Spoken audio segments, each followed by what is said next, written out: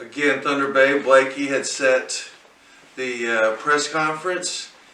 There was a lot of talk. It wasn't going to be a big deal. It wasn't worth it. 1 million people had done press conferences. The press was tired of people doing pictures by the Terry Fox Memorial.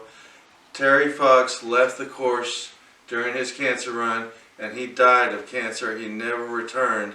And I don't know, some of these people who are giving us bad news about that have forgotten that, but the press or some people didn't forget it. It ended up being a big, big deal. Ontario is one of the worst parts of the run. It's 3 weeks across. It's, you know, hot and boring. After Ottawa, you have a long trek to any real feeling like you're getting anywhere. But Thunder Bay was awesome. I had some friends there from my first 48-hour race, the Sheldon Skirton, and it was a big, big deal. Do you remember Howie saying anything about Fox while he was there? I think he made the usual remarks, but it was carried like it was a headline in Canada, like front page kind of news. Again, we were starting to get the reward. It's 99% of the time, the running is very hard, and it really makes a difference when something goes off really well like that. Did you know, did Al ever tell you that he had run with Fox? He didn't get into Fox, no. His history with him. He did tell me about a lot of his solo runs, and I gradually understood, wow, he's not only talented, but he's really built up. He's really paid his dues. So yeah, I knew about the general situation, but he didn't go into a lot of the specifics of his family problems and things like that, though. When you were running across Canada, and you get between Ottawa, you know, and BC, is he starting to recognize certain spots that he's run across before?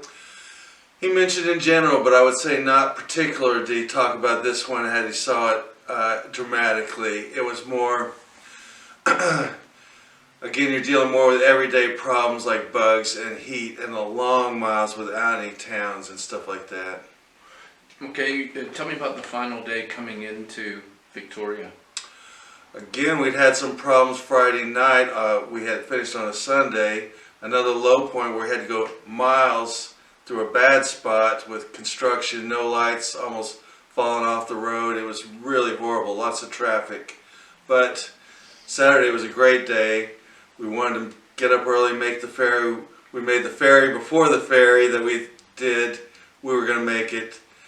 That Saturday night, we got on Vancouver Island. We were making great time. We had a long day, second longest day, I think, of the run.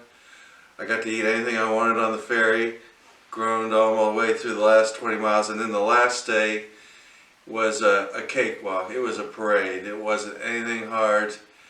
It just got better and better. How long was this cakewalk? How many miles?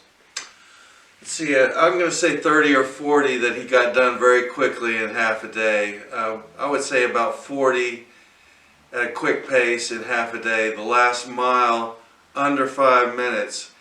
No way any of us, including these high school runners, and no way anyone could stay with him. We all had to jump to the side of the road, and they were just careening through the streets as he really kicked it in gear. And it just, seeing it, just having me talk about it, it's like watching a sprinter just go faster, like the Bionic Man kind of thing. I mean, it was really awesome to see him so fresh looking, like he hadn't run a step. That's how good he was. He was fresh. He was really turn and burn. I mean, he was just sprinting through these city streets at the end. I mean, it was awesome. What do you think it means, if it means anything, or what do you think that it kind of points to? The fact that only 2 weeks after that, he goes and breaks his own world record in a 1,300-mile race. I think in general, your great multi-day runners have a quick turnaround, and we've seen some examples, but Al, even I would say quicker turnaround than Kuros in some ways. It looked like he didn't need a day off after that race. He said it was boring just sitting around on the train going back to New York. It's like he almost said, well, I just rather would have started the next day, but in my opinion, that's exactly the way he felt. My interpretation was physically he might as well just started the next day or two, or maybe had a party and then, you know, flown over to New York and started within a day or two at the end of that. He was fresh. He was really, he may have gone just a tiny bit stale just having 2 weeks in between. It sounds crazy, but he was just that good. As quick a turnaround, maybe quicker than Kuros. And a lot of your multi-day guys have quick turnarounds. Certainly 2 good races, weeks or months apart. Some of them great 24 hours a week apart. Well, we're talking about a trans-con. That's and right. then a race from New York to Miami.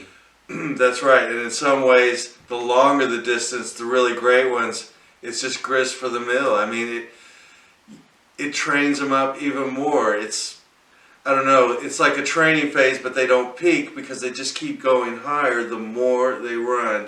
It's a different animal. You don't peak for a run and then taper. You just keep training harder and harder at a certain level of a natural ability.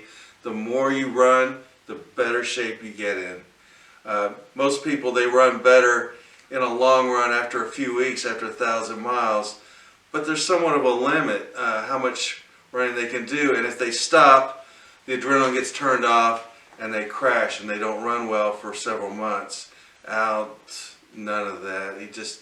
The more he ran, the better he got.